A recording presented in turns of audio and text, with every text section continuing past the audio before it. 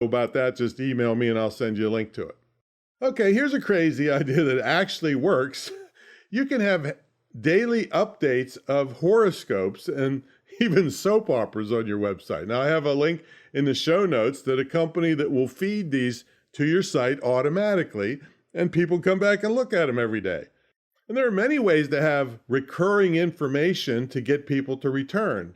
For example, if you had a male-dominant clientele, and I'm not being sexist here, this is just the way the world works, folks. You could do football scores or sports scores.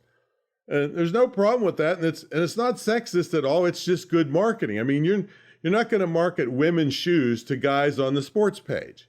In fact, if you look at the sports page, it's all tire and Viagra ads. Okay.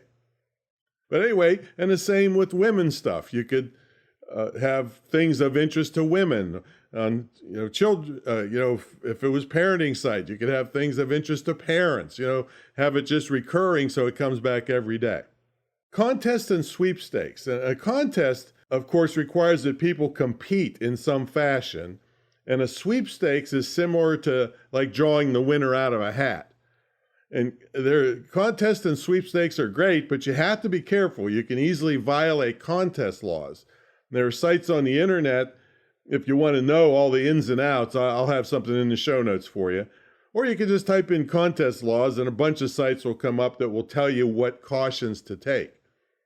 But make sure you get proper legal advice if you do this. You need to be extra careful with sweepstakes and similar programs. But as long as there's no money involved, you're probably going to be okay. For instance, I did a Valentine's Day Tom is single contest in my electronic magazine, and people are still talking about it. People had to count how many times Tom is single was in the magazine. Now, this was the most read issue I ever had. They looked at it word for word. But I actually got in trouble with one female over this. Nobody could figure out why. So